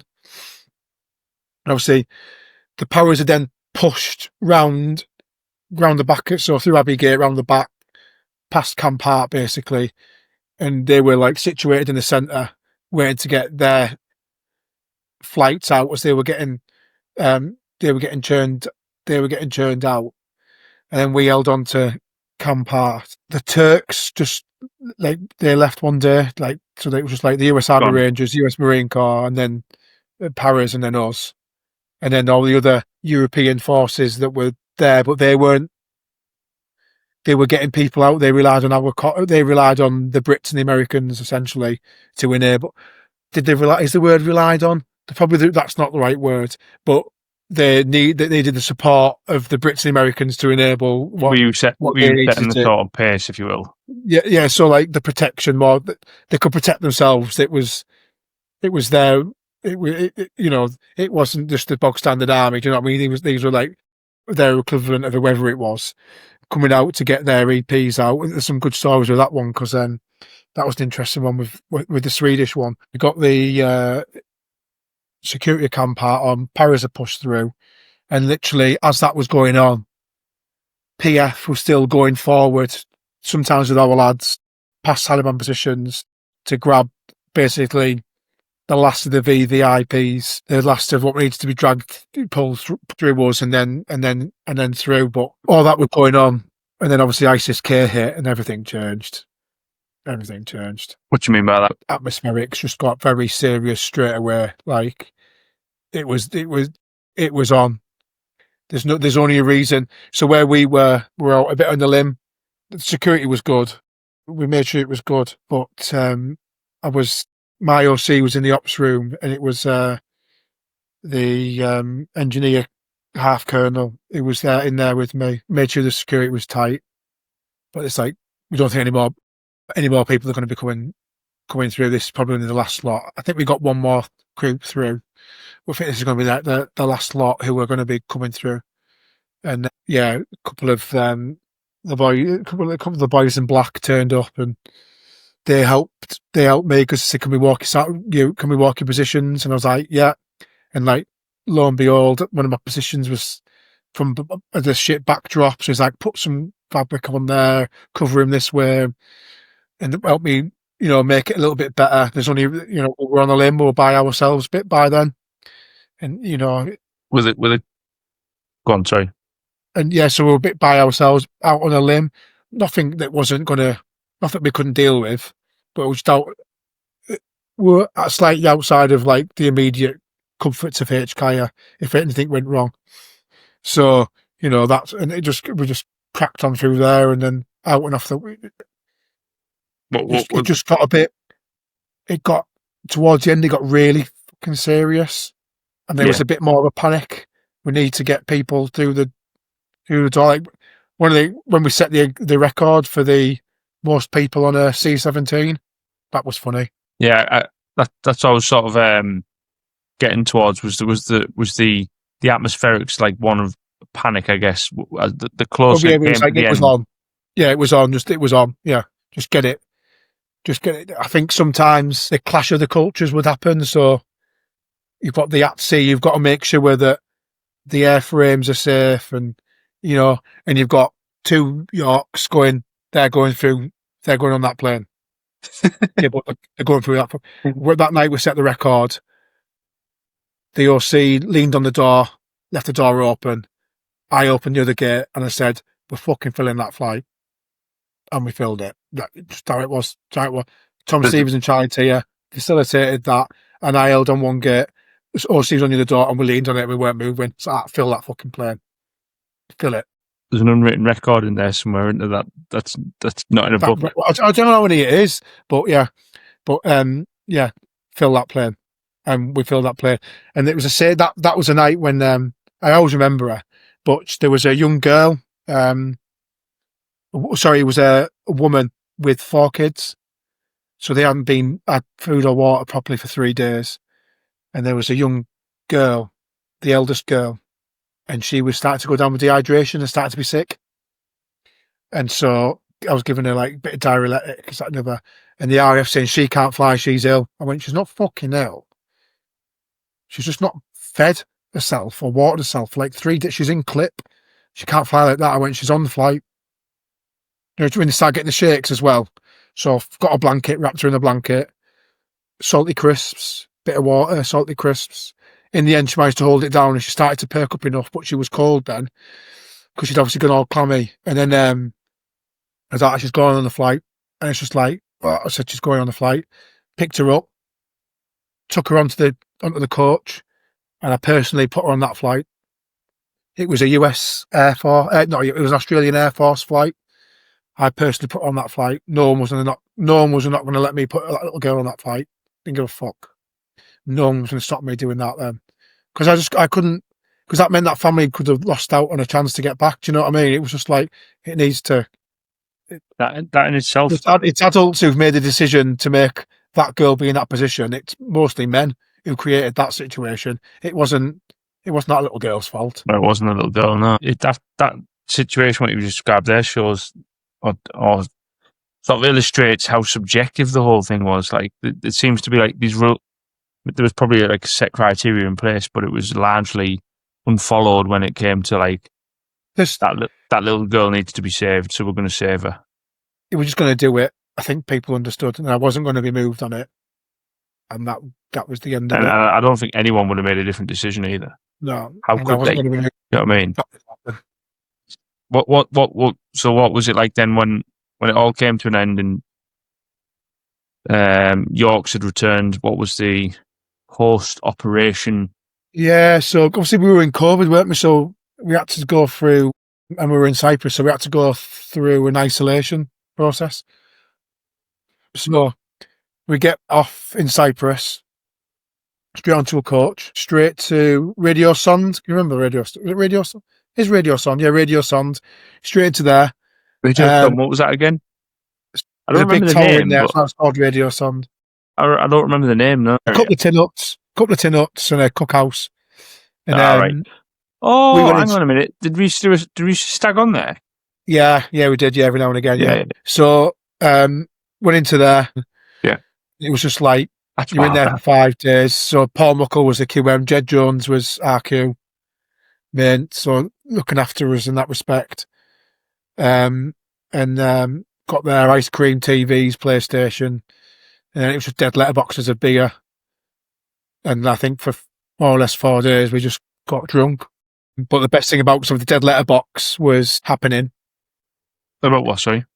Dead letterbox of like beer or whatever, but lads were getting like the guitars and that dropped off. No, yeah. But like, there's parts of Cyprus that me and you probably know are like proper rough. Like, people don't understand. People just see this like beautiful island, don't they? They don't really know what goes on in Cyprus.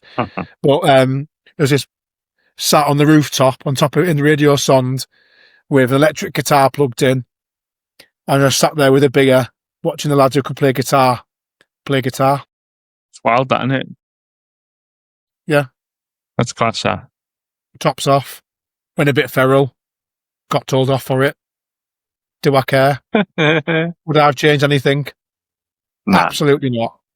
Tops off. 5 days, lads and lasses. Have a beer, relax, chill out. If you need any issues, this is what we're going to do with it. Did a bit of, went down to the beach, did a bit of stuff down there. You know, it was just chilled. Proper decompression, wasn't it? Is there anything you would have done differently if you could do it again in Kabul, during op pitting? During op pitting, would I do anything differently?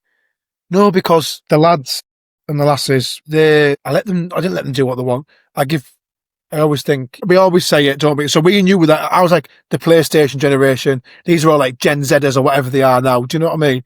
If you give these young people who've been trained to the same standards what I was at ITC Catterick, you know, they know how to do pairs fire manoeuvre, they know they've got all the building blocks there.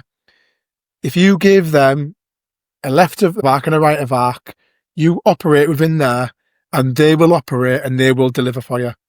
I don't care what anybody says about Gen this or whatever it is. I was so-called PlayStation generation when I don't care what anybody says. You give them a left and a right, you give them a limit of exploitation, and those boys and girls will deliver. Yeah. And that's all I had to give them. And all I was there was to support them and enabling them to do what the OC needed them to do. That's my job as a sergeant major. It's not about, I didn't lead them platoons in picking up a lot of them. That I was the driver sometimes because I had to help out. Do you know what I mean? I made sure that the troops were okay, the soldiers were okay, that the resource was best I could, and all you can do is your best. And soldiers aren't solid. If they see you trying your best and digging out for them, then they'll do the same for you. And so no. Absolutely not. Do I think we should have done things differently? No, because all we had was a shit hand that we were dealt with. We had to hotwire cars. We had to steal cars. We had to do whatever we did, and we got it. We got it done, and we got those entitled personnel out that we were told to do. Done our job. What more can you ask for? And one of the lads, Lewis Greeny, he's really good with it. He goes, "I moved some suitcases." And I was just like, yeah, all right, I like it. It's just, he like really like dialed it down to something really simple for him. He goes, I moved some suitcases. I was like, I like how he really dialed it down and made it really simple for himself. I know the OC said that, you know, I can't remember what the number was. I've got it wrote down somewhere. We took so many thousand people out. I think it was over 13,000 people. And then there was between, when this no disrespect to 16 Air Assault, but we were given that job to do. The difference between when they were doing it and when we were doing it, because that was our sole task. They were having to do all sorts. They had to fight for space. They had to do you could see it was exponential in the curve in how many people we were getting out. And we set records on C-17s. And we also managed to get the RAF pilot his Distinguished Flying Order because he will remain nameless, but the person who was driving the coach, so if the RAF pilot is ever watching this, the person who was driving the coach that you went full tilt to avoid was driven by a Yorkshire Regiment soldier. And because the Class that. RLC driver was chinned, didn't wake up, and we needed to fill the flight. And the Royal Yorkshire Regiment soldier went, "I'll drive the fucking bus if he's not going to be here." And he drove the bus incorrectly onto the runway instead of the flight plan because he didn't know where he was going. He was guessing. So he got that. So he got that from for one of our lads. So he's got. I'm not going to mention his name, but he can. But yeah, he got that because of one of the Yorkshire soldiers. So you're welcome to that pilot, basically. Yeah, that's class. That's absolutely unbelievable. Yeah. I love that. You're distinguishing. I think you got a DFO, distinguished flying order, whatever they're called. You can, That's proper Grand Theft Auto Kabul style. you can thank the Orcs for that. Oh, unreal, mate, unreal.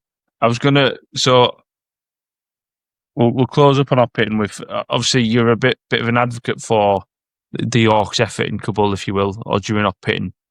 I was going to say to you, is there anything that you'd want people to know about op pitting from the Orcs' point of view? Well, I could fill a book. I could fill a book with I could fill a book with things, with stuff. I think there's a story to be told. I think everyone's told their story, and I did promise some of the boys to tell their story, and I think this is a way of doing it for them who asked me to.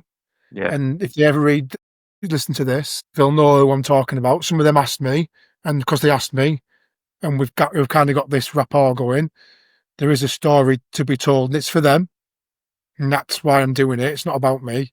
Couldn't give a job to care about myself. It's not about me. It's to,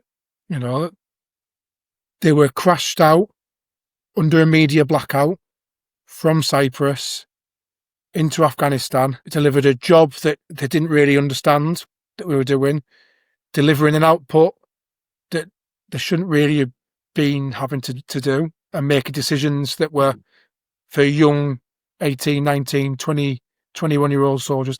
Look at young Heaney, bless his heart, rest in peace. But, he probably, we think he was the youngest soldier on op pitting. And there's a story to be told, and I think this is some ways part of that, and part of that promise I gave to some of them lads, and they know who I'm on about when I say that. And I think things need to be said, and you never know, I might have omitted some of this stuff and made the story bigger than what it actually was, but it needs to be said, and it's for them.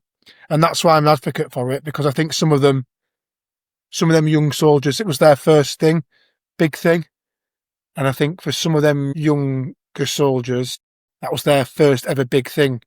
And I don't think they've come back to an understanding, not a fanfare, an understanding where people get it. Yeah. That's why, how I was when I was how I deal with things as a company sergeant major. I dealt it from the point as best I could as best as I could as a soldier, but the realities of it and the harsh realities of it, being a soldier, being on it, that's the point I'm going to get across. It's for them.